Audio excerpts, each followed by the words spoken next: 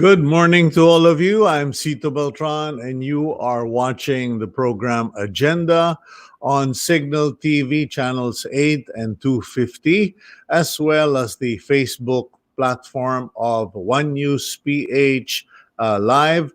And today is April 29. It's a Wednesday, and one more day, and we would have completed the enhanced community quarantine, and then from there it will be another 15 days to the extended enhanced community quarantine.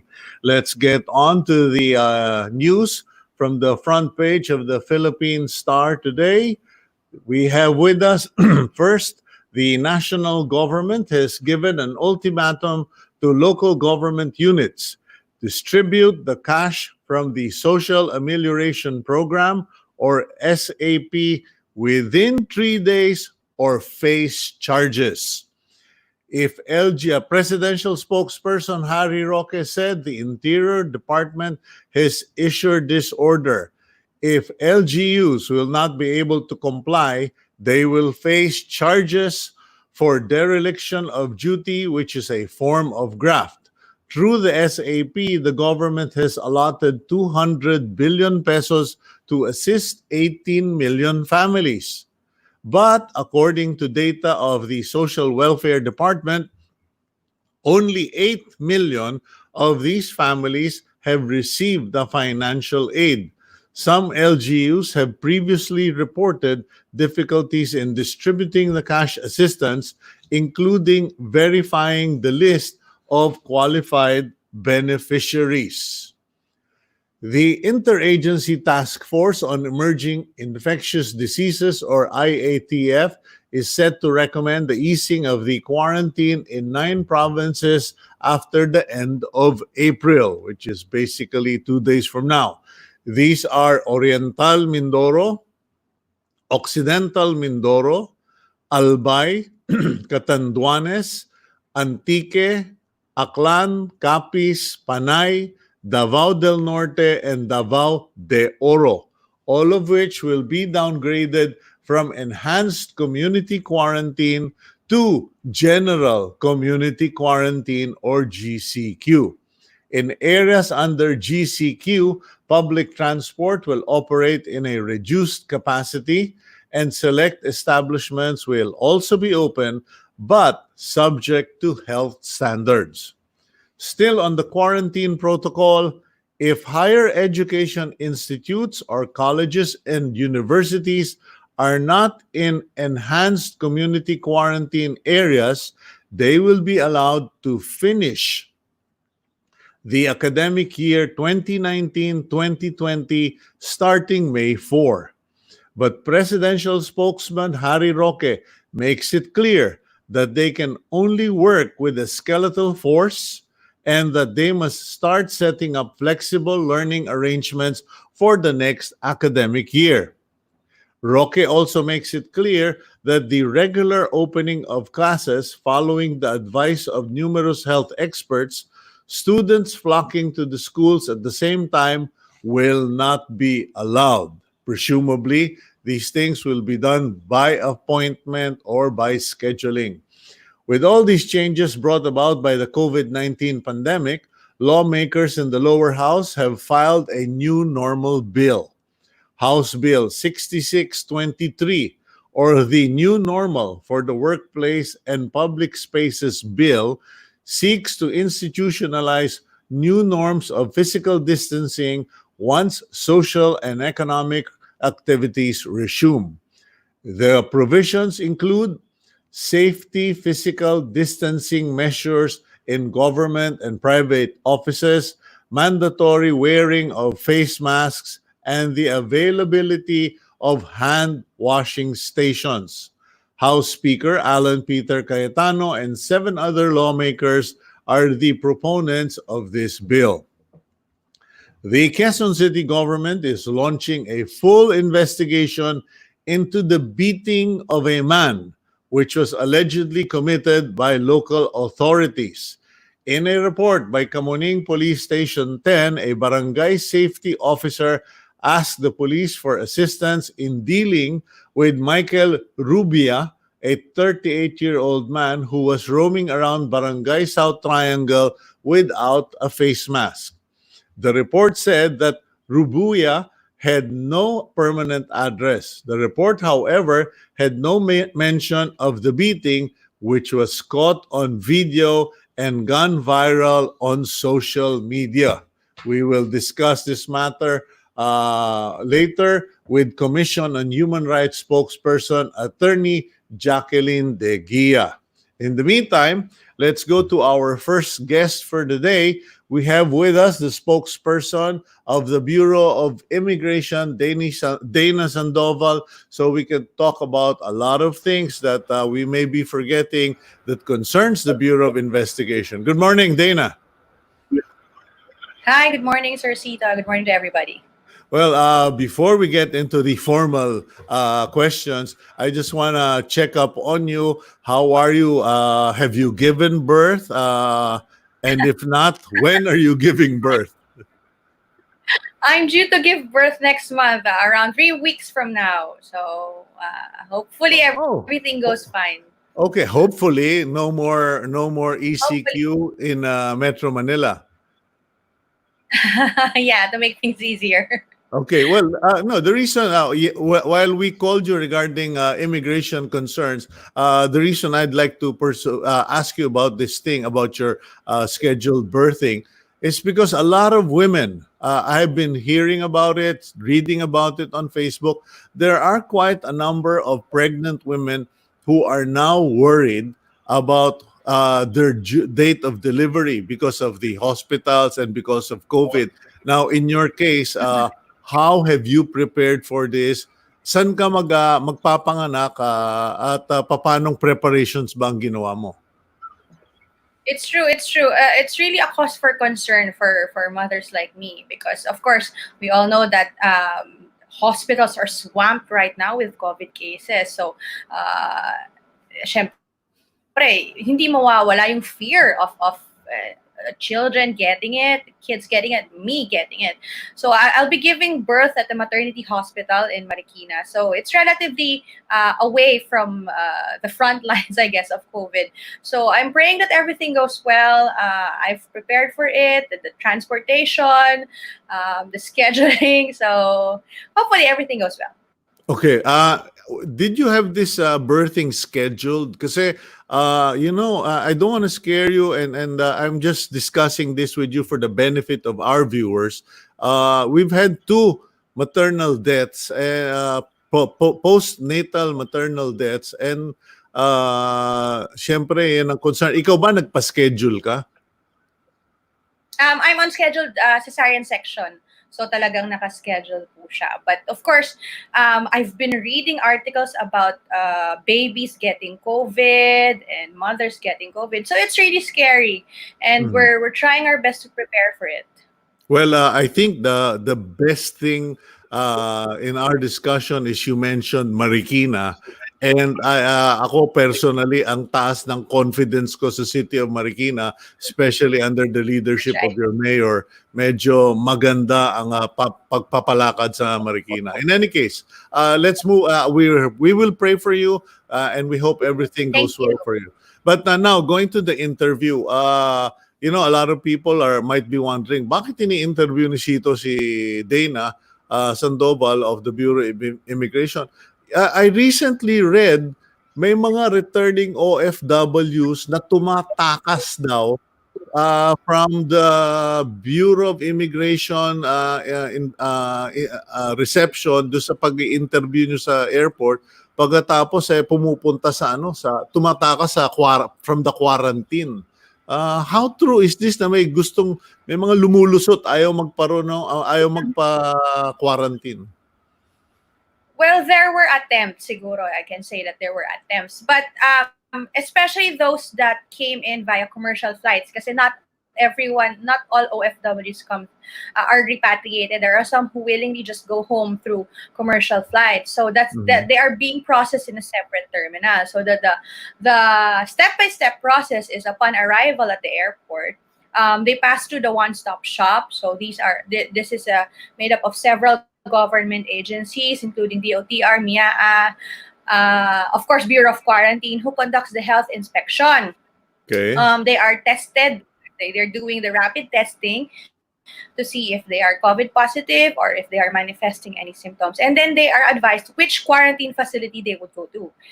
After that, they go to immigration for immigration processing. So Mm. sometimes, some OFWs who do not want to be quarantined for 14 days in a facility outside try to conceal this information. So they would pretend that they are not OFWs. Since it's self-declaration. So they wouldn't declare it that they're OFWs. But upon reaching immigration, what we do now is 100% passport inspection for all arriving Filipinos.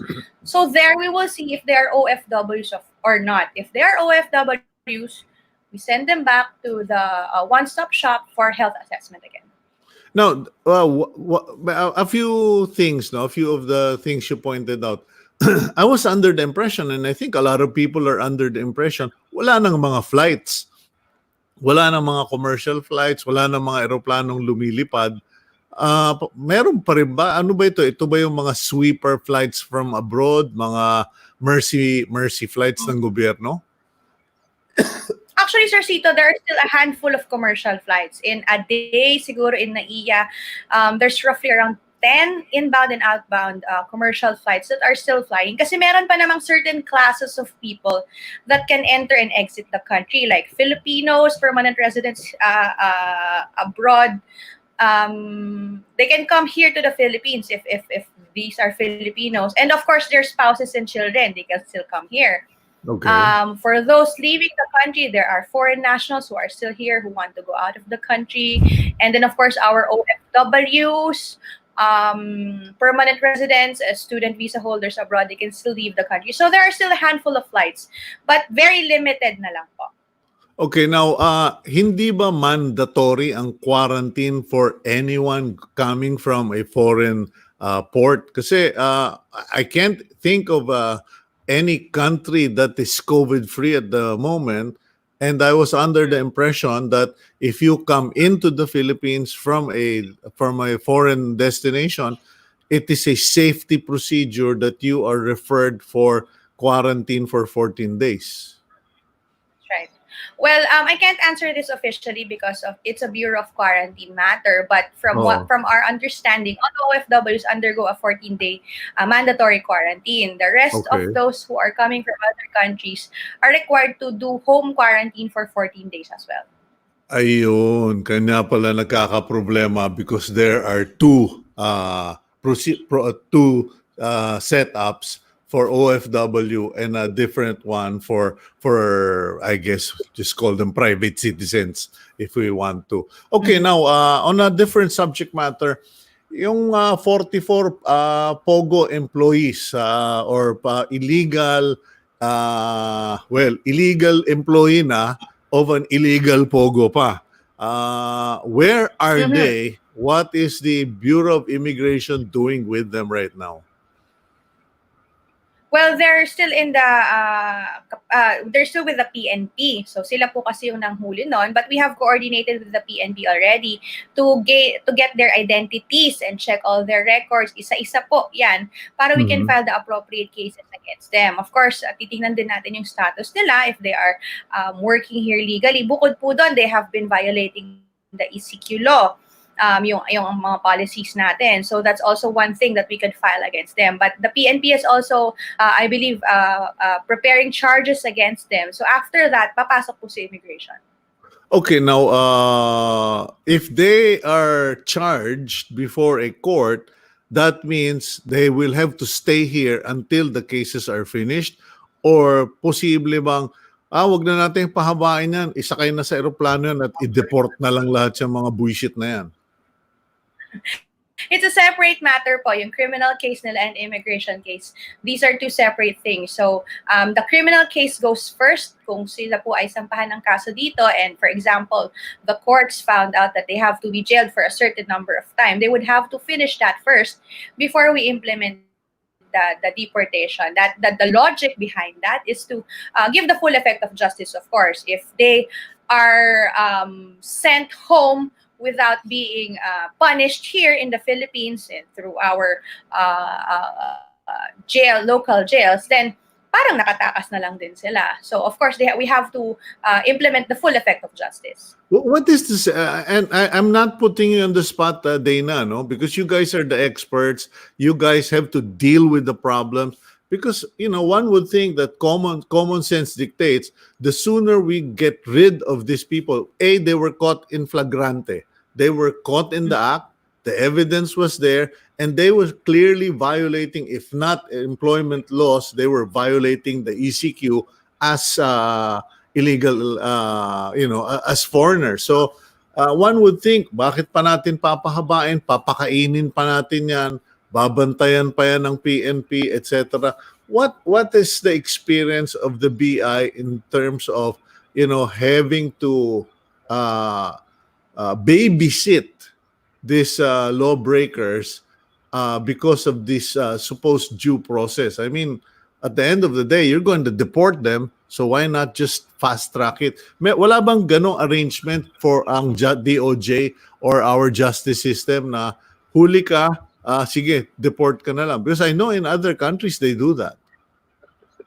Well, that's understandable, Sir Cito. Of course, we want them to be away from this country as fast as we can. But of course, we have to think that these are two separate cases. One is a criminal case, one is an immigration case. So we cannot just deport them because they would be able to just go out easily. They wouldn't be really facing jail time here in the Philippines. If, for example, let's put it in another case. Let's say murder. Mm-hmm. Let's say murder.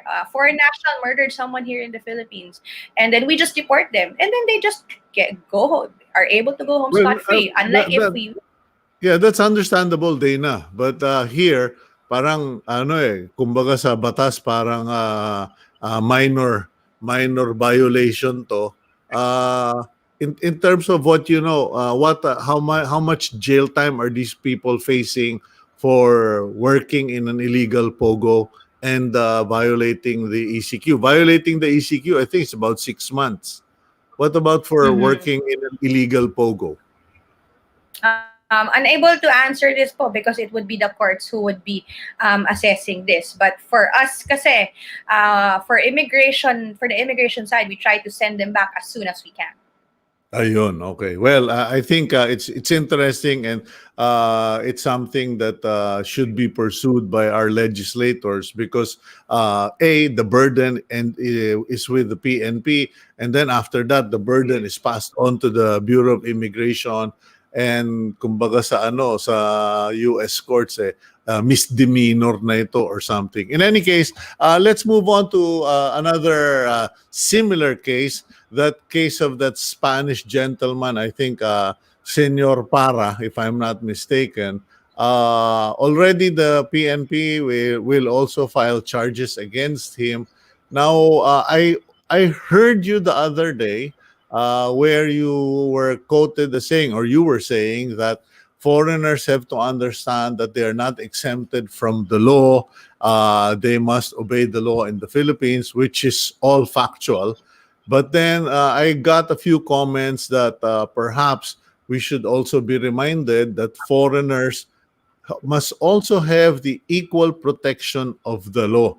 Meron bang difference? Because like in Taiwan, for instance, the labor attaché there tried to have an OFW critical of President Duterte deported, removed from her job and deported to the Philippines. But the Taiwan Ministry of Justice or Labor, I think, said, no way, Jose, foreigners in this country have the same protection and rights under the law. What is the situation for foreigners in the Philippines? Well, siguro I can say it's the same. They're protected as well. If they encounter any difficulty, they can approach local law enforcement agencies. They are being assisted. Even for those who are stuck here because of the quarantine, they are assisted by different government agencies. So I can say, generally speaking, that they are being protected.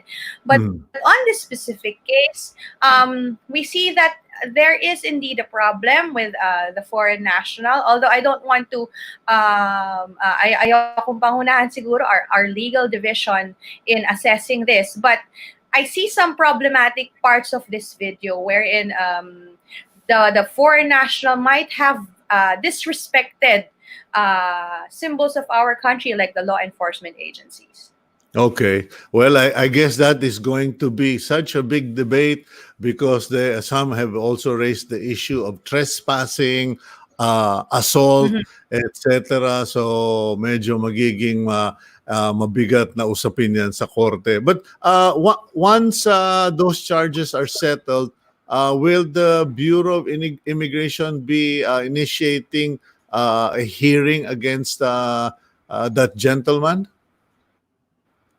Well, like what we discussed earlier, these are two different cases. Yeah. So he has a criminal case filed against him by the police, and immigration is looking at filing deportation charges as well. So we're looking at his status here in the Philippines, if he is legally staying here, as well as the actions during that situation, during in But that but viral but video. but what happens if he is cleared in court? I'm just saying, no. What happens if the court says, okay, sorry, the police officer is in the wrong here, or the charges against the foreign national does not hold water? What will be the basis of the BI to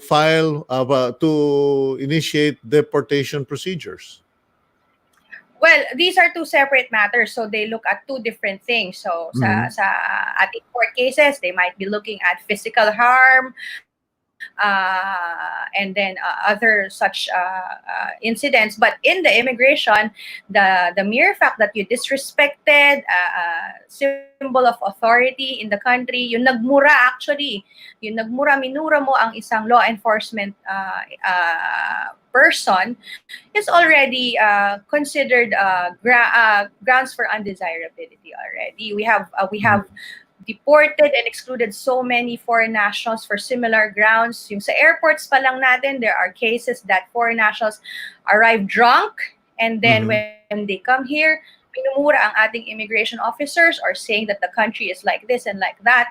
So that's grounds for us to send them back from where they came from, because I, that's a symbol of undesirability. Yeah, I'm sorry, Dana. On this one, I guess we will end up splitting hairs because we've also deported missionary nuns in this country who were doing their work. But in any case, I will leave that up to you guys. That's your business, none of mine. We just hope that you guys are all doing well. What about our frontliners? What about you were talking about the airport? Kamusta naman? Kasi alam ko, isang pamangkin ko nandiyan dyan sa mga frontline ninyo. What is the health condition of our frontliners at the Bureau of Immigration? Of course, hindi natin maaalis that some of our frontliners have fears because they are one of the first people that travelers meet at the airport. So ang taas ng risk for infection, for this COVID-19. But we have instituted procedures to make sure that we are monitoring their health. We have created a COVID task force, a hotline. We have a 24/7 medical team. And so far naman po, wala pa po tayong frontliner na COVID positive. So thankfully po, wala pa po nun. So we are actually, now we're conducting rapid testing for Yeah. frontliners, especially those who have conducted special flights, yung mismong nag-handle ng mga repatriated OFWs, kasi mas mataas po yung risk nun.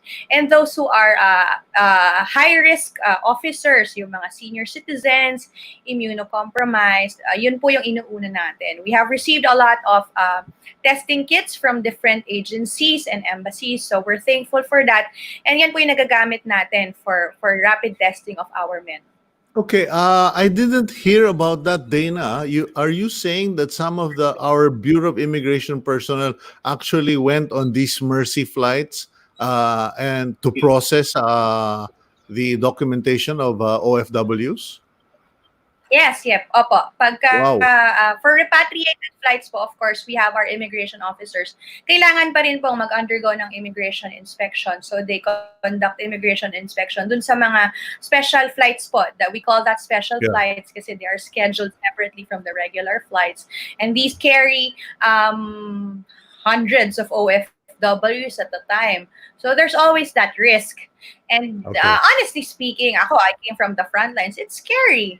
You don't, para siyang loto, hindi mo alam kung tatama ka o hindi. Swertihan talaga, swertihan. Kasi even the young ones, even the old ones, hindi mo na alam kung sino yung tatamaan. So we're trying our But best to minimize the risks for our officers. yeah. Yeah, at least thank God wala naman sa inyong tinatamaan. Malakas kayo siguro magdasal. Okay, Dana, I won't take up any more of your time, and please take care of yourself.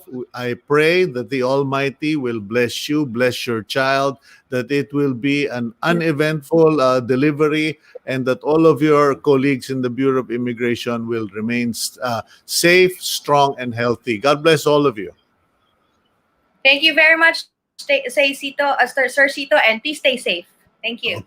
Okay, thank you. And that was Dana Sandoval, our favorite go-to person at the Bureau of Immigration. And I don't know, I normally don't make commentaries about these issues because it's a matter between the courts, etc., and laws.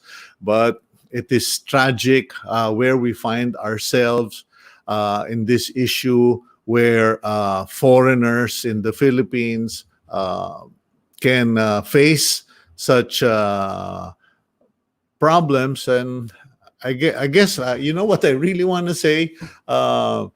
It's tragic. You have a foreigner that's going to be undertaking that will be subjected to deportation proceedings for disrespecting a police officer who had entered his property, etc. I won't go into that, but the charge is disrespecting a symbol of authority in the Philippines. Perhaps our leaders in this country, beginning from the president, should reflect on this, because every other time the president speaks, he can't seem to help himself, control himself from being disrespectful in his language. And this is what happens. I am not criticizing the president. I am calling the attention of the president, all our politicians, all our national leaders, even ordinary parents, men and women in this country.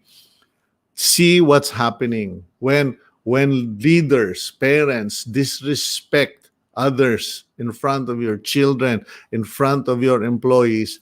You know, it becomes the operating system of people. Baliwala na mangmura ng ibang tao. Pero pag tayong minura, when a foreigner disrespects us, we deport them.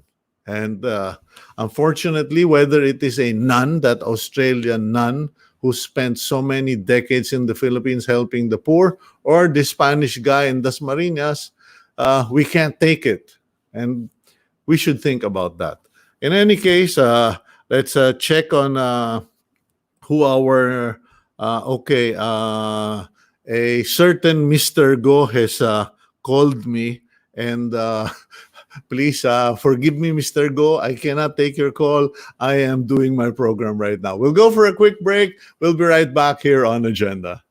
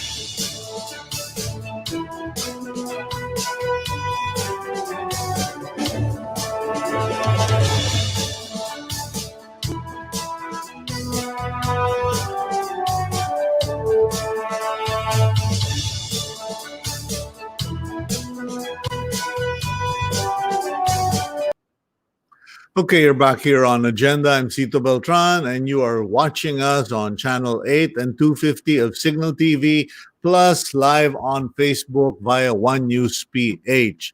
And just so you know, there are a lot of us. Media is considered as a frontliner, and there are many of us, particularly here in the One News PH group, where we continue to do our job, we continue to go out, or we continue to gather data from our respective locations. But not a lot of people know that our associates, while doing their job, also have to face a lot of challenges. Let's go to Jen Kalimon, our news correspondent from TV5. She's been covering the Department of Health report updates. Jen, magandang umaga sa'yo. Kamusta ka na? Magandang umaga din sa'yo, Sito. Okay, Jen, I was just doing the intro to this particular segment, and I mentioned that some of the frontliners in media, while doing our jobs, meron din tayong mga challenges. And as I understand from you, while you are busy trying to gather, process, and prepare the reports relevant to the Department of Health beat, you have had a challenge very recently regarding your mother and regarding hospitals. Can you share that with us? Ano ba nangyari, Jen? Yes, Sito, my mother kasi was diagnosed with acute leukemia just last month. And due to low hemoglobin, well, dinala namin siya yesterday sa NKTI. And well, her hemoglobin dropped to 70. Ang normal number is around 100 plus. So medyo critical na yung bilang na yon considering her age. So we went there at NKTI around 2 p.m. yesterday, pero na-admit siya, Sito 1 a.m. lang kanina. So inabot din ng 11 hours yung paghihintay. Kasi Okay. sobrang maproseso sa NKTI. I'm not sure kung bakit hindi nila pinapagamit yung kanilang regular emergency room kasi yung mga ER nila nandoon lang sa labas ng hospital. So may mga tinayong mga tent lang doon na nagsisilbing emergency room nila. So before ka tanggapin sa ER, kailangan, Sito, dumaan ka muna sa x-ray. And even your companion, kailangan magpa-x-ray bago pumasok sa hospital. Eh hindi kami agad maasikaso sa dami ng pasyente. Jen, Yes, Tito. X-ray? Yes, X-ray kasi they have to see kung meron kang mga sintomas ng COVID-19. So, kapag may nakitang may something or may mali sa result ng X-ray mo, puwede kang ihalo sa PUI, 'no? Puwede kang ihalo sa ibang suspected cases. So So, kung magsasama ka lang ng pasyente, screening process would be a chest X-ray to see if you have if your lungs are compromised, congested, or yes, granulated. At pag nakita mm. yon, automatic dadamputin ka, dadaling ka na as PUI. Yes, dadalhin ka kaagad as PUI. Okay? Just imagine the condition of my mother since she has an acute leukemia, she is immunocompromised, meaning sito, mababa yung kanyang immune system, madali siyang dapuan ng sakit, so hindi siya pwedeng humalo sa mga tao lalo ngayon merong, COVID pandemic and, the result of the X-ray will take about 4 to 5 hours. So, hindi na nga kami naasikaso kaagad, maghihintay ka pa ng 5 hours for the result of the X-ray. Then, pag lumabas yung X-ray at okay, doon ka palang kukunan ng patient information, ng vital signs. Mhm. So, the whole time, nasa labas lang po talaga kami ng hospital, pati yung And mother we are ko. not being critical of the NKTI because Mm, ako personally I respect the establishment, I respect the people. It's just that para lang maintindihan ng tao na I guess number one, pwede pa naman silang pumunta sa mga hospitals. They can still go to hospitals for non-COVID cases like your mom has leukemia, extreme leukemia, and medyo mabigat lang ang processing because marami ang tao and medyo kailangang mag-ingat ang hospital in the screening process. yes, yes, So Sito. it took you 11 hours and then ultimately how did it all turn out? May kwarto ba? May doktor ba? Yes, Hito. Well, in fairness naman sa NKTI, talagang sinusunod lang talaga nila yung kanilang strict protocol just to also protect their patients. So pagka i-admit ka na Sito, kailangan maligo ka muna sa labas. Hindi ka pumasok inside the hospital nang hindi naliligo. And just imagine, naligo yung nanay ko at saka yung kapatid ko. Dun lang din sa mga, parang isang maliit lang po na area doon kung saan din nakapila yung mga PUIs and yung mga dinadaanan daw nilang mga hallways sa NKTI, mga naka-face mask and mga, well, possible din na mga PUIs. Well, actually, So you literally the have to take a bath outside the the hospital, hospital building. Nandun kayo sa yes, loob ng hospital, sa grounds, merong isang shower area. yes, Sito, na hindi Okay. naman din ano, hindi naman talaga, wala talagang shower as in, timba lang at Tabo-tabo. talaga para Well, no, makapagpatabo-tabo it's lang. good that you mentioned that kasi I'm hoping that one, two, or maybe 100 of our viewers might have sufficient funds, might have the technology, and definitely, I'm sure, agenda watchers and watchers of Signal TV and TV5 and One News, may mga puso, marami sa ating gustong tumulong, baka makaisip sila, teka, kung hindi ako makapagbigay ng mga PPE, hindi ako makapagbigay ng mga kung ano-ano, tayuan ko na lang sila ng shower. Kasi, I mean, putting up showers is probably one of the simplest projects that can be done right now. Mm. Well, actually, Okay. Sito, maayos pa nga din kahit paning sistema sa NKTI because if I may just mention, Sito, last month, na-hospitalized din ang mother ko Hmm. due to same, well, illness or circumstance, ano, na Hmm. mababa yung kanyang hemoglobin and around 7 to 8 hospitals rejected us. As in, Wow. umikot kami sa iba't ibang hospitals in Metro Manila but no one is accepting her kasi yung mga reasons nila, walang available rooms, walang available supply of blood. So, what happened was napilitan kaming pumunta sa isang sobrang mahal na hospital. So, yung 1 week niyang You're confinement, talking umabot about, kami ng 200,000. okay, you're talking about 7 to 8 government hospitals. No, well, public and private hospitals na yung pinuntahan namin, Okay, Sito. But so ang this is the problema, whole- but this was during COVID already? You said last month? Yes, Sito, last month. Okay. So already, that would be March. Already in the month of March, may problema na regarding Mm-mm. hospital rooms.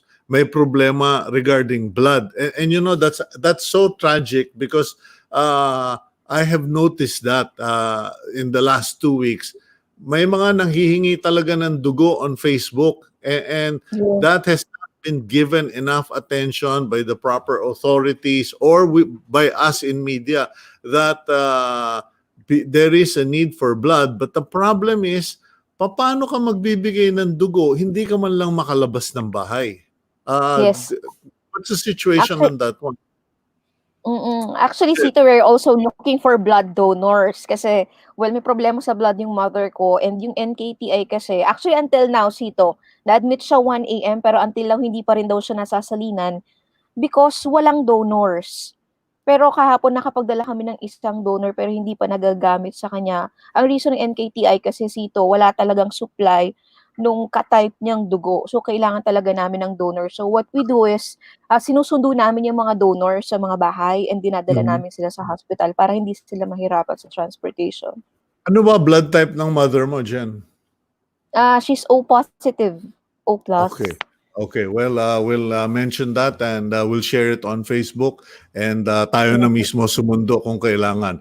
In any case, we pray that the Lord will bring healing to your mother, that blood donor, that his donation will be used, and that the situation in NKTI would ease up and matulungan. Now, going back to your job, your reports, what's going on as far as the DOH is concerned? Because, every day we just keep hearing statistics, Yes.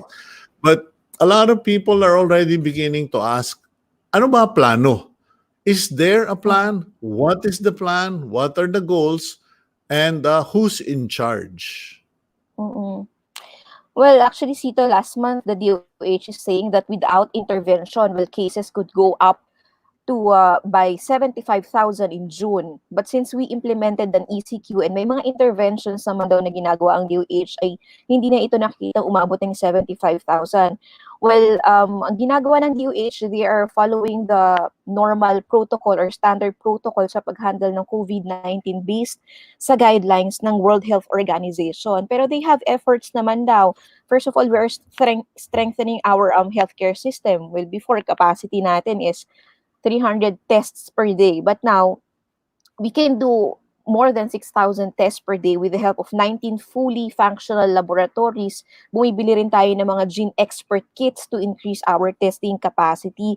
And we also continuously procure PPEs. We have more quarantine facilities now. And we also bought ventilating machines. Pero ito lang talaga, Sito, in terms of gamutan, sinusunod Oh. talaga natin kung ano yung ginagawa ng ibang countries kasi mahirap naman mag-experiment tayo ng gamot on our own. So Mhm. what we're doing right now is we're using off-label drugs in curing a patient, like yung mga gamot for treating HIV, malaria. So sinusubukan pa rin natin yan. However, we haven't really developed yet our own vaccine. Kasi medyo tedious yung proseso dyan. May mga research, may clinical trial, ititest sa hayop. And the earliest time kasi to release and register a vaccine might take 1 to 1.5 years. So, ganoon katagal. So, tayo dito sa Philippines, we are still waiting. Ano pa bang mga gamot ang madidiscover ng ibang bansa panlaban sa COVID-19? And well, sinasabi ng DOH, COVID-19 is a new disease and no one really prepared for this. That's why, as day goes by, may mga nabubuo pang ways o paraan ang DOH to combat this disease. Okay, Sito. you mentioned, and I agree with you, that it would seem that our health authorities and managers have no choice but to follow the lead of the United States, Italy, and Spain and China. Kasi sila yung four top leaders, most affected, and best learners or source of information. But ano ba ang situation now on the ground? Because in the US, yung pinaghandaan nila, they prepared in New York, for instance, they prepared for so many thousand beds. I think 2,500 beds. They sent a hospital ship there, anticipating talagang a huge outbreak. And then they only ended up using 1,300 beds. Now, there are other in Germany. there are now clinics, hospitals where the floors are being shut down because there are no longer new cases, etc. Dito ba sa Pilipinas, ano ang situation in terms of hospital beds, etc.? I heard that our panic for the need of respirators has subsided kasi they discovered or learned from the West that the use of respirators could actually be a game ender and not a game changer. So, kamusta yung Oo. mga bilang ng hospital beds? Punuan pa rin ba ang hospital natin or puro na lang ano yan, hype? Mm. Well, actually, Sito, marami pang mga vacant beds sa mga quarantine facilities and sa mga hospitals natin. So sa ngayon, we have a total of 11,260 bed capacity for COVID cases all over the Philippines, and mga around the 50 to 60% pa lamang yung nagagamit niyan. So marami pang available beds for different kinds of cases, whether suspected case, or probable or confirmed cases. And in terms of ventilating machine, actually marami pa tayong reserba, Sito. Ang nagagamit ngayon is 473 pa lamang out of 8,000 ventilating machines. And nakakatulong din, Sito, yung mga... 8,000 as in 8 or 8,000 as in 1,000? Sorry, 1,000. 8,000. Okay, 8,000. 1,000. 1,000 more than... respirators. You were only using how much? 400? 473 pa lamang yung Okay. nagagamit natin. And aside Well, from that, although hindi ahead. man ganun kalaki yung ating mga quarantine facilities, pero at least kahit paano meron tayong PICC na which has a 294 bed capacity. Nandyan yung ASEAN Convention Center, may 150 beds. Tama World ba Trade yung Center, pick up kong balita na was it World Trade Center or somewhere na tatatlo ang pumasok for a 1,000 bed facility mass quarantine? oo. Aalamin natin yan, Sito, no? Pero sa World Trade, 500 bed yung ginagamit dyan. Pero kasi ginagamit yung World Trade Center for OFWs. So, posibleng Okay. medyo konti yung mga tao dito sa World Trade Center. Meron ding new Clark City Admin Center na medyo malaki din. And kahit yung mga maliliit na quarantine facility na tinayo ng LGUs natin, malaking bagay yun. Okay, so as far as the better safe than sorry. And it is nice to know that the Department of Health, under the leadership of Secretary Duque and the IATF, were able to move quickly enough, and all thanks to the Filipino population who cooperated to stay under ECQ. Okay, medyo, ayan, okay. Naputol siya. Yan, Sito. Sorry, napuputol. Everything's working. Nag-ECQ tayo. We did the ECQ not to cure or to kill COVID per se, but to give our health sector the enough breathing room, enough time to get the equipment while we are slowing down the spread of the disease. Ngayon, is there any signal what the ultimate goal is? Kasi wala na kaming nadinig kung hindi puro testing. But in the West, they're now talking about herd immunity and actually focusing on increasing the immunity and resistance of people. Kasi mukhang nagkakatalo sa resistensya eh.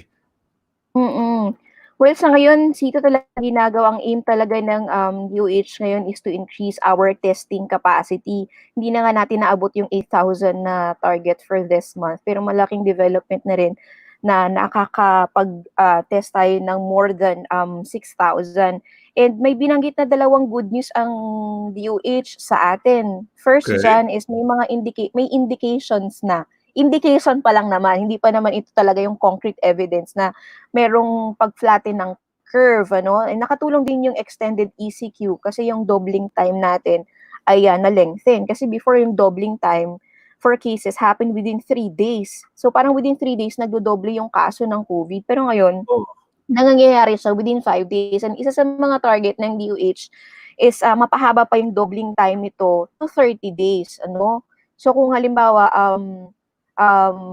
mga 6,000 yung cases ngayon, dapat after a month, hindi pa siya magto-12,000. So ganun yung target ng DOH. Pero kahit may mga ganung good news, hindi pa rin daw tayo dapat maging complacent. Kasi pag naging complacent tayo, baka sabihin natin, ay, okay na, medyo bumubuti na, kalimutan na natin yung ECQ, kalimutan na natin yung proper hand washing or pag-observe ng proper hygiene, and then babalik na naman sa dati. So, ngayon talagang ina-advise ng DOH is to practice the new normal under ng minimum health standards na talaga mag-practice ng social distancing, magsuot pa rin tayo ng face mask kahit mga nasa trabaho or sa kahit anong lugar pa man. Sito. Okay, napapag-usapan na ba are people in the community of physicians, particularly the health strategists, kung may ganun, napapag-usapan na ba yung kasi parang merong discrepancy akong nakikita or problema.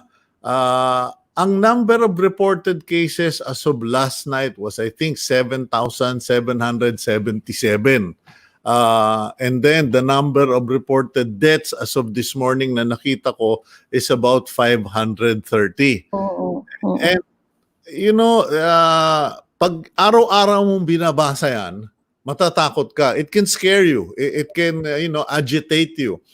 But when you compare it to some data that my darling and devoted wife helped me figure out, the thing here is our population is 109 million as of 2019. In 2017, ang mga namatay sa Pilipinas for all reasons ay 579,237. And then, ang mga namatay sa homicide, as of 2017, 8,826, almost 9,000. Ang namatay sa TB, 30,294. And here's the catch.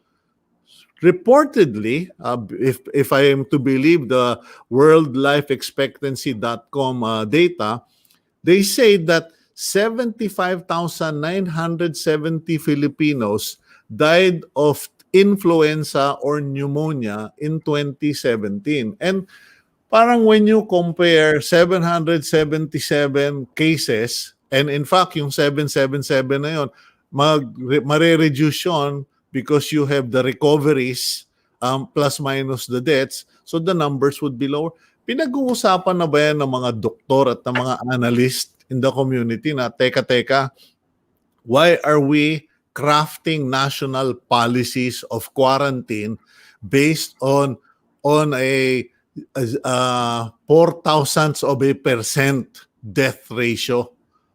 Medyo, kasi may pinag-aaralan namin and parang hindi namin mapagtugma yung napakaliit nung compared to the United States, how many have died? 200,000 plus.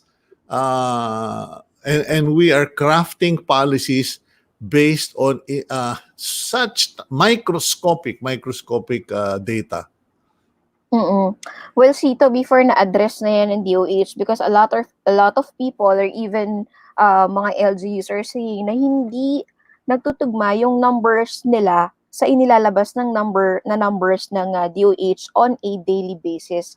Well, the DOH has explained this, and they admitted na nagkakaroon daw ng discrepancy sa number of cases because iba-iba kasi, Sito, yung pinagkukuhanan nila ng data sa paglalabas ng mga numbers. First, merong mga first basis, kinukuha nila sa regional surveillance unit na galing sa mga LGU. Meron ding mga sentinel sites na tinatawag, kagaya ng mga data sa mga...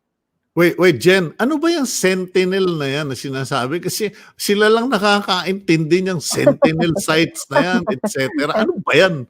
Well, in layman's term, that's hospitals and clinics. Okay. Yung mga sentinel sites, okay? Akala ko security agency.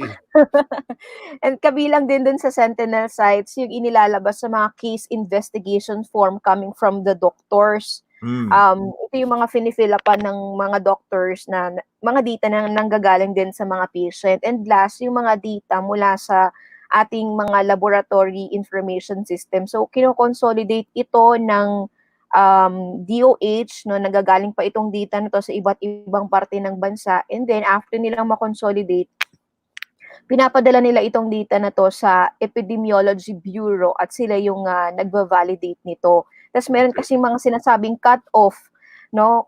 Cut-off ng pag-announce nila ng numbers, kaya daw hindi nagtutugma on a daily basis. So they are still working on that. At inaayos naman daw nila yung mga backlogs nila para talagang maging maayos, maging systematic yung paglalabas nila ng numbers every day. Doon ba sa naging press briefing kahapon, napag-usapan ba? Kasi when I brought up the numbers, statistics, and data, I am referring to, policies. Like let's say, bawal lumabas yung 0 to 20. Bawal lumabas yung 60 and above. Okay? But health advocates are saying that the cure could be worse than the problem. Meaning, ikukulong mo itong mga matatanda na ito, katulad ko, kukulong mo kami, hindi kami maaarawan, hindi kami makakapunta sa mga doktor, hindi kami maka-exercise, etc. Madidepress kami.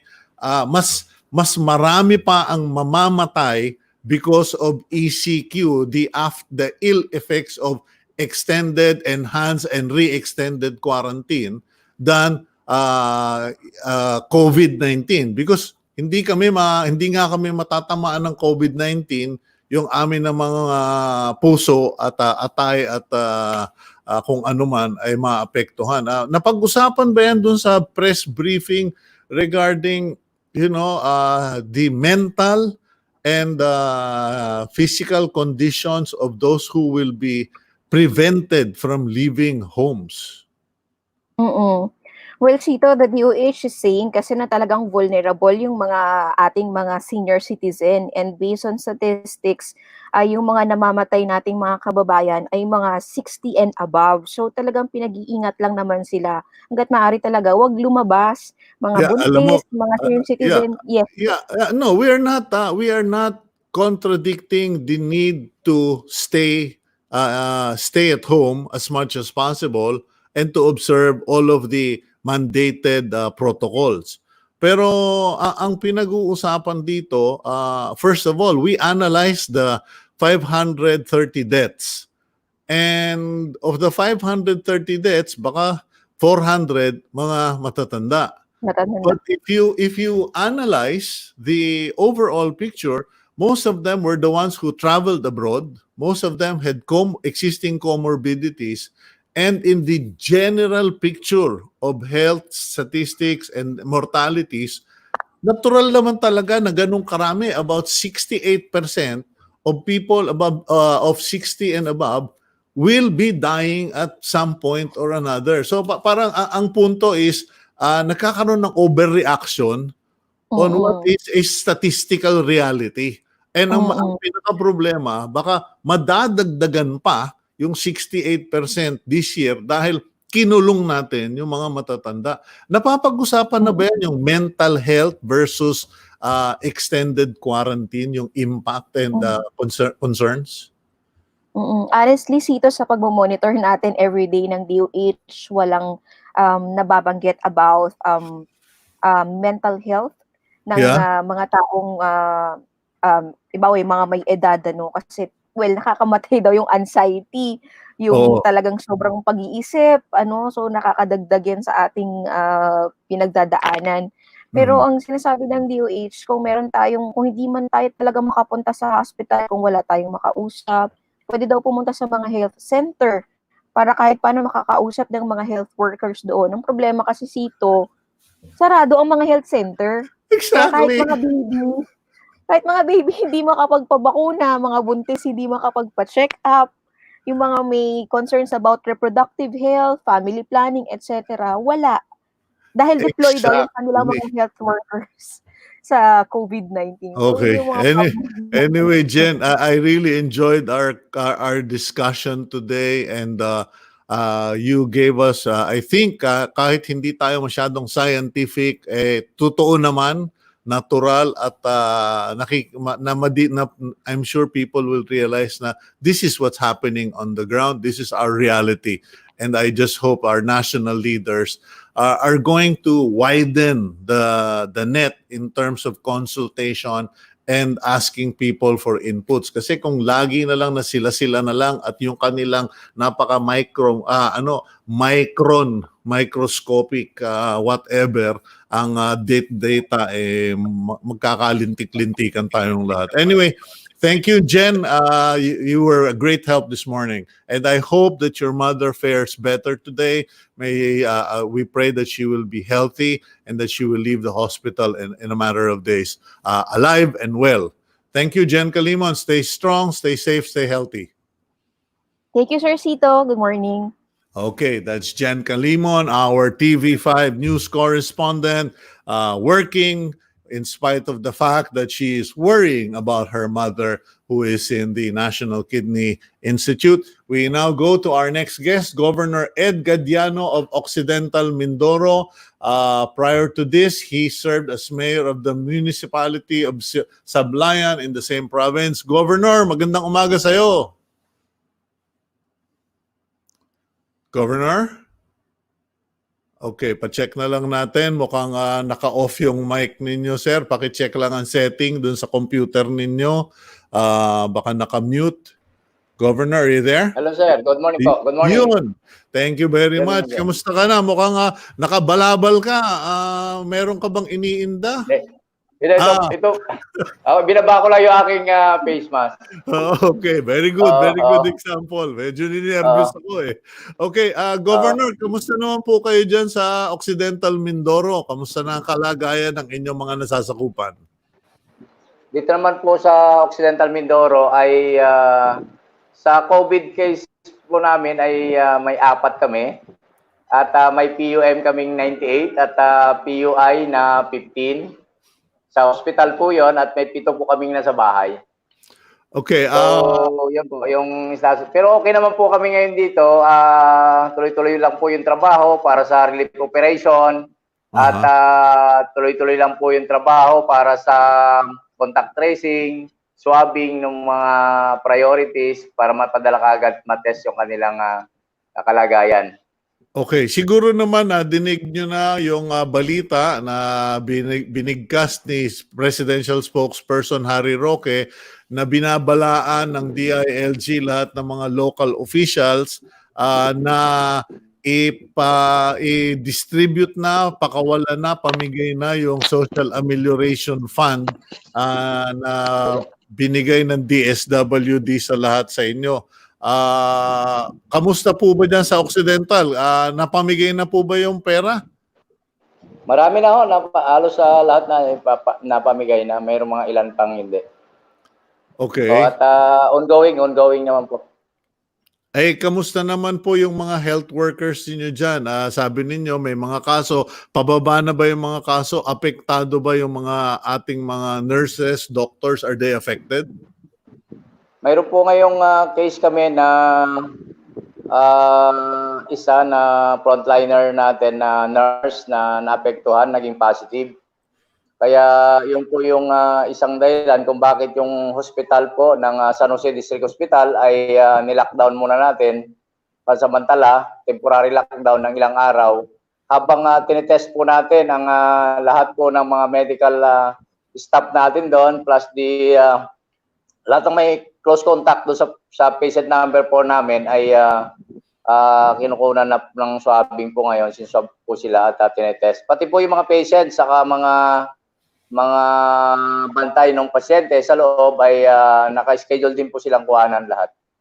Okay, ano po, kamusta naman po yung mga iba-ibang mga pasyente na iba naman ng karamdaman? Kasi the problem that's happening now is we are over-focusing on COVID-19 and marami yung mga primary, secondary hospitals na hindi na accessible sa ating mga nasasakupan. Diyan po ba sa Occidental Mindoro, saan may napupuntahan pa ho bang mga doktor o mga hospital yung mga tigarian pag kailangan nila, kunyari sa puso, sa diabetes o sa panganganak?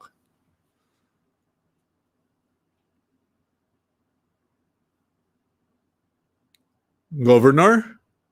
Okay, mukhang nag-freeze the ball ang signal ni Governor, and it comes with the territory because of the location and distance. We will try to reconnect with the Governor, but we've had the updates as far as they do have COVID cases.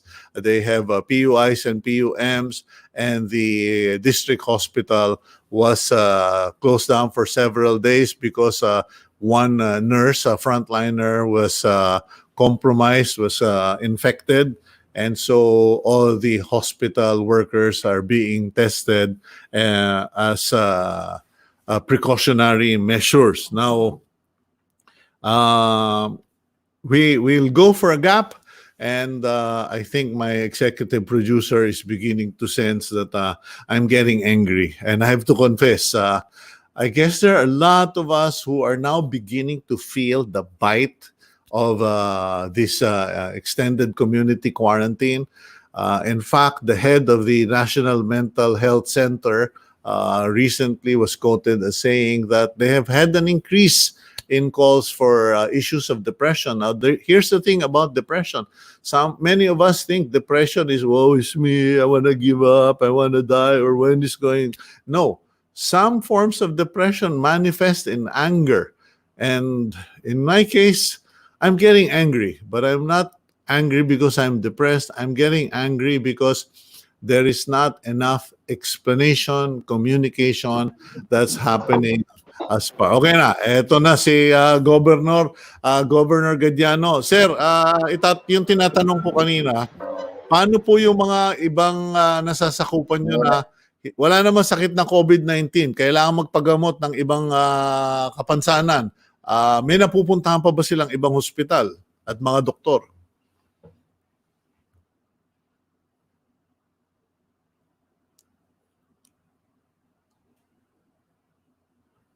Okay. Well, try and try until until we connect. We never say die here on Agenda. In any case, we'll go for a gap, and when we come back, wait a minute, are we going to get lucky? Third time, let's go to a gap, Gabby, and when we come back, more discussion here on Agenda.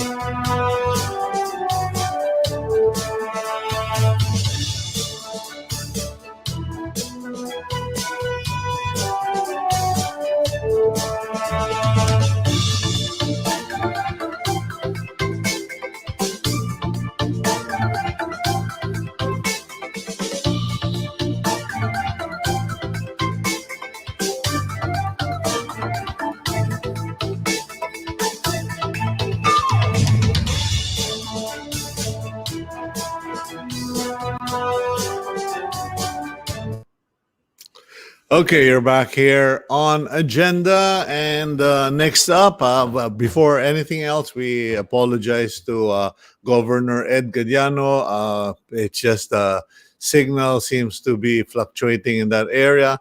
In any case, we do hope that after COVID, after ECQ, that the national government and local governments like Occidental Mindoro will really push hard for the telcos to expand their presence all over the country. In any case, let's go on to our next interview. We have with us Ilocos Sur Governor Luis Ryan Singson. Governor, magandang umaga sa'yo. Looking good.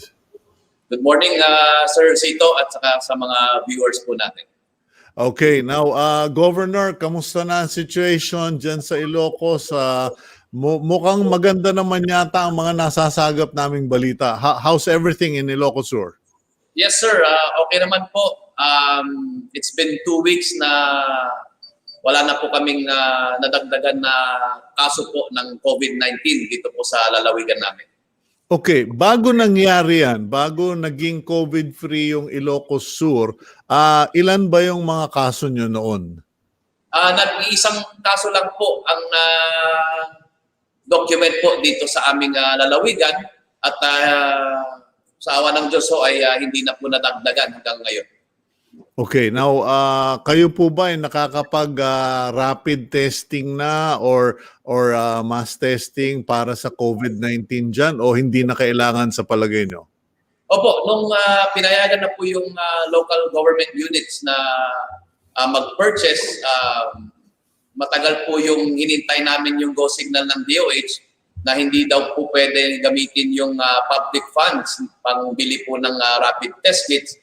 So ginawa ko po yung aking sweldo, bumili po kami ng rapid test kits para po matest kaagad yung mga frontliners po namin, yung mga health workers, at yung doon sa barangay po, barangay Magsaysay Tagudin, doon po yung nag-iisang kaso, doon po namin ginamit yung mga test kits sa buong barangay para po malaman namin kung may nahawa o wala.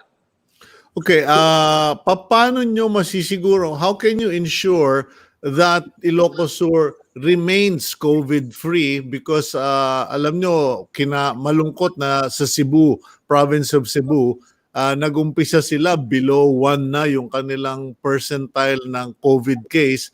Biglang ngayon, tumama na yata sila sa 5.6 dahil merong biglang pumutok na community na maraming COVID cases. Paano nga balak ninyo dyan sa Ilocos Sur? Opo sir, never po na ibababa po namin yung guard. Kailangan never kami mag-relax. Alert po dapat kami lahat. So yung mga guidelines po, ginagawa po namin, binibilin po namin sa aming mga kababayan na sundin po lahat ng guidelines na pinapatupad po ng mga local government units. Yung contact tracing, monitoring po ng mga barangay health workers sa mga barangay po nila. Strict po pag-implement ng community quarantine po dito sa Ilocos Sur. You mentioned strict ang pag-implement ng community quarantine. What do you mean by strict? Talagang walang labasan, isa lang ang tigabili, limitado ang bilihan, or medyo kasi nagiging issue ngayon yan, Governor Singson, nagkakaroon na ng pushback sa iba't ibang lugar dahil nabuburyong na yung mga tao, yung iba nagugutom, yung iba nagagalit na talaga. Paano nyo nababalanse? Kasi I've been to your province. I really love your place. And mukhang kalma yung mga tao naman dyan, reasonable. Madaling kausap eh. Pero paano nyo in-implement ang ECQ sa lugar nyo? Unang-una sir, salamat.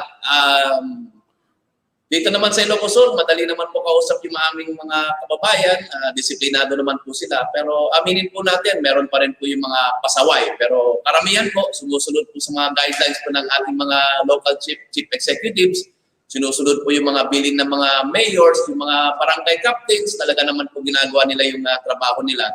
Talagang yung makakalabas lang po ay yung mga bibili, yung mga pupunta po sa mga importanteng gawain, pamalengke, gamot, talagang binabantayan po nila.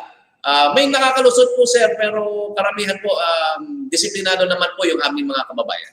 Yung bang mga frontliners, meaning mga barangay tanods for instance, yung mga purok leaders ninyo, napaghandaan ba, na-train na ba sila before COVID-19? Kasi mukhang doon nagkakatalo eh. May mga lugar na parang biglang lumalaki ulo ng mga ilang tao na pag nakahawak ng baston at biglang nadinig si presidente na gagamitin yung martial law style of discipline, medyo iba yung pagka-interpret at nagiging medyo malupit.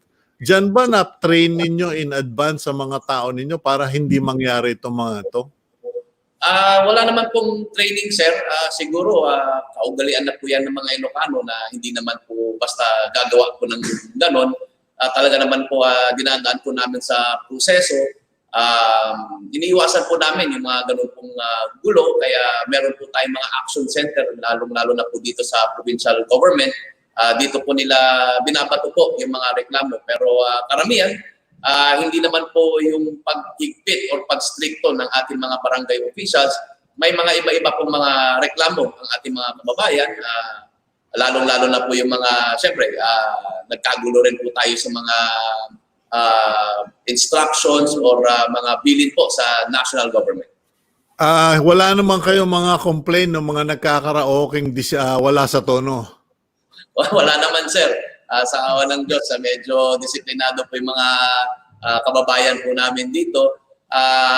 Wala naman po ma-report po na gano'n. Okay, maiba ko ng katanungan na Governor. Ano nang plano ninyo? Kasi ang balita, pag nagpatuloy-tuloy na COVID-free kayo, from ECQ magiging GCQ, medyo makakabukas na yung ibang factory, mga ibang tindahan, mga ibang mga negosyo.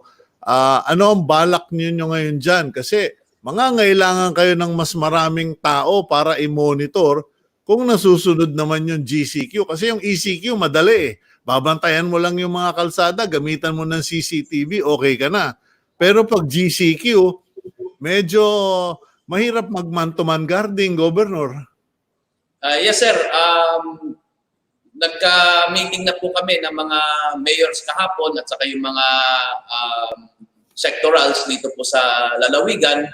Nag-usap-usap kami na pag nagtuloy-tuloy po ang aming status at approved na po, May 1 na magiging general community quarantine na pong Ilocos, may mga steps po na gagawin namin. Pero hanggang ngayon po, hinihintay pa po namin yung mga guidelines galing national. Pero napag-usapan po namin kahapon, talagang magme-maintain pa po yung mga ibang checkpoints ng mga barangay para po ma-maintain po namin yung bilin po ng national na 20 years old and below, hindi po pwedeng lumabas. Yung mga 60 and above, hindi po pwedeng lumabas.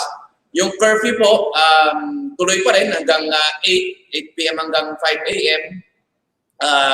May suggestion rin po kahapon sa isang mga mayors po namin na pwede pong magbigay ng siguro ID or color-coded ID na makikita po namin sino po yung talagang authorized na lumabas. Dahan-dahan po namin gagawin na bubuksan po ang aming lalawigan. Yung mga stores ho, again, yung iba pwedeng 100%, yung iba 30%, 50%. Ang problema lang po namin ngayon, hinintay po namin yung guidelines galing po sa Department of Transportation kasi kailangan po namin linawagan po dun sa bilin ng national tungkol po sa public transportation. Ang karamihan po kasi dito sa Ilocos Sur, sa aming probinsya, ay yung tricycle. Kung papayagan po na mag-operate ang mga tricycle, and sana naman po payagan kasi talagang yan po ang ginagamit ng aming mga kababayan, ay mag-implement po kami ng mga guidelines. Tulad po ng, siyempre, kung sa tricycle, isang tao lang at saka yung driver, or kung pwede rin, lagyan po namin ng plastic na harang between the driver and the passenger. Yung mga bus po, gagawin po namin yon, yung social distancing, hindi po pwedeng punuin yung mga bus or yung mga AUV. Strict i-implement po namin mga bilin po ng national.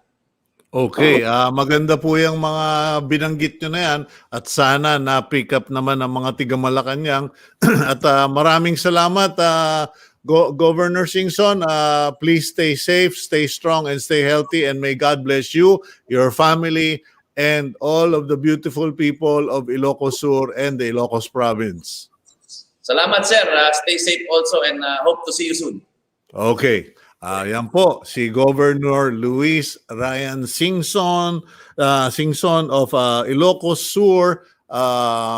At least, that's a good news for the day. Meron ng isang probinsya going from GCQ to ECQ. I will dwell on, I will meditate on that kasi may nagtanong, ano ba ang kaibahan ng ng ECQ at GCQ? And sabi nila spelling.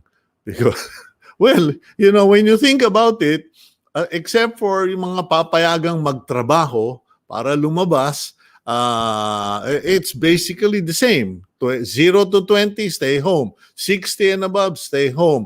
Only one purchaser, you are limited to 2 days of purchasing. And even those who are working, 50-50, 50 live on site, 50 work from home. So yes, the government, to be fair, the government is trying to make the necessary adjustments. And if there are policymakers, legislators who are watching the show, can we possibly put definitive timelines or deadlines? Kasi mahirap po itong April 30 bukas, i-extend tayo to May 15, and then pag malapit na yung May 15, teka muna, uunatin nyo na naman yung deadline na yan. I mean, if there is science to the medicine, can we please all agree where, at what point this all ends? Because it is getting frustrating, it is getting annoying, it is getting irritating, and it is intimidating. I mean, I for one, maraming nagtatanong sa akin, magde-declare ba ng martial law si Presidente Duterte? What do you call this?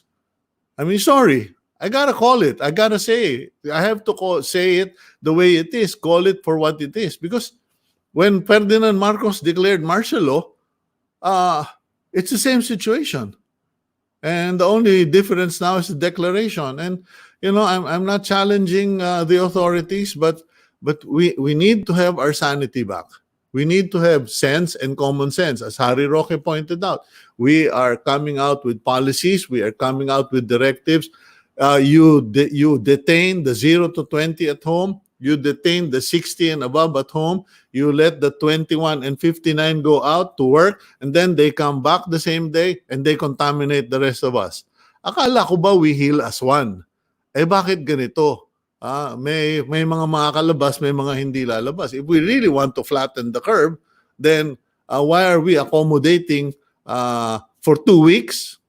As Joey Salceda pointed out, Congressman Salceda pointed out, you know, another 2 weeks is maybe 1 billion. As against if more people die on a second wave, it's going to be maybe 6 or so many more billions. And that's the whole point. All I'm saying is I'm appealing to the authorities. Can you please widen the net?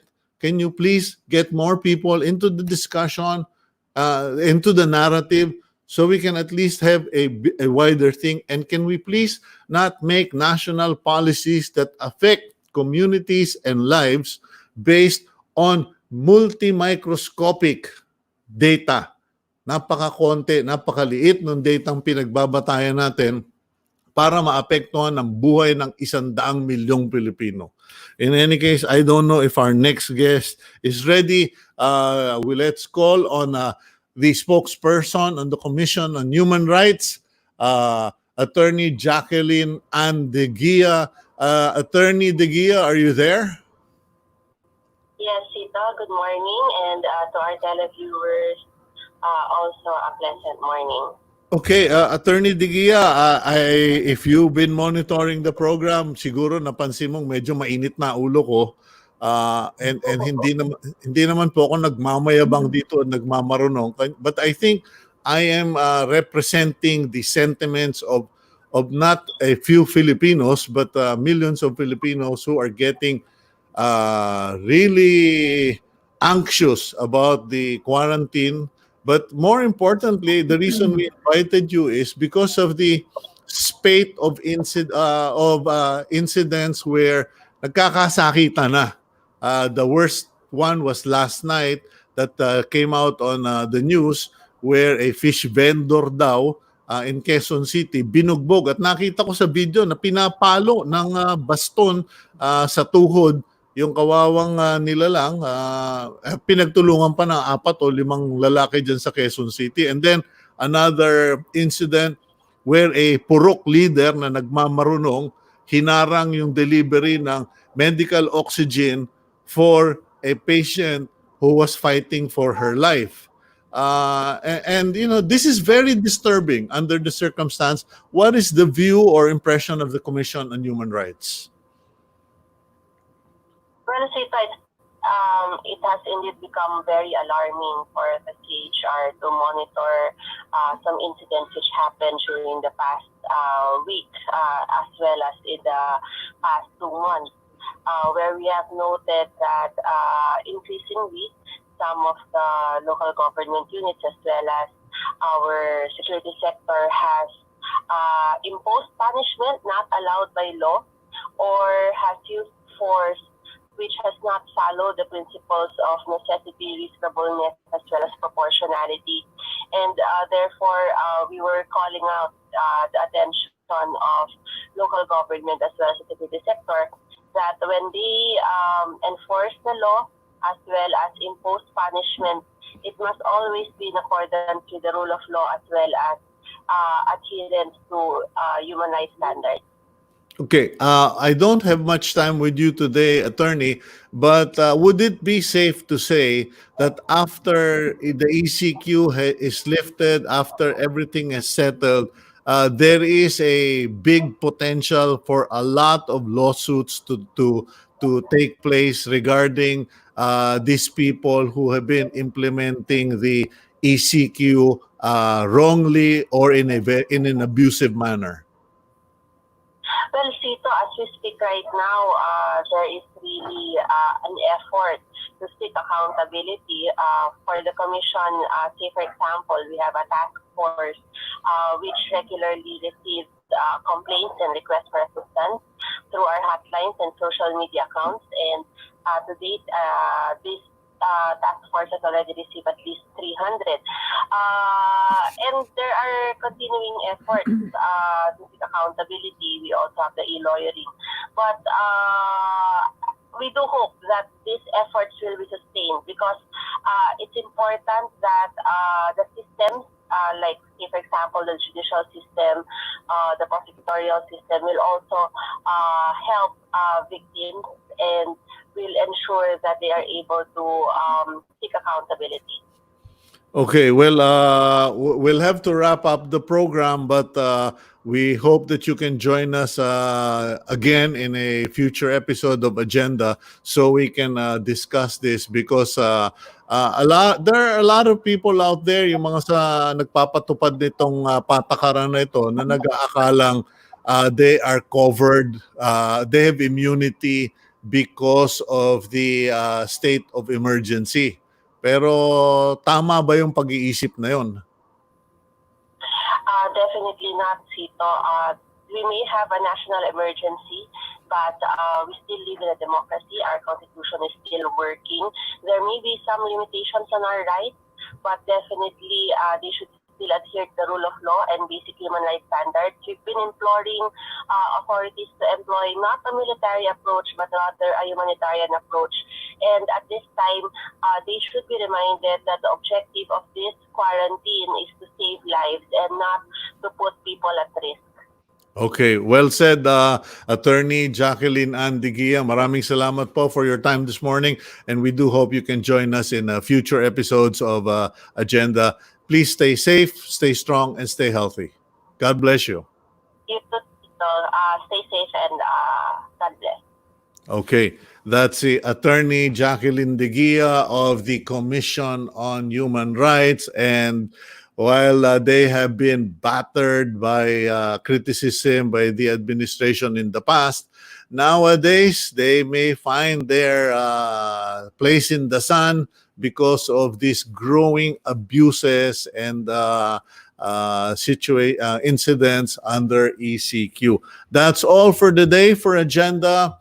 We hope that you will all stay safe, stay strong, stay healthy, and we pray to God that our national leaders could actually call for a national conference to rationalize and inject common sense and compassion in their policy for ECQ. Nagtitiis po kami, nakikisali kami, sumusuporta kami, naniniwala kaming we heal as one.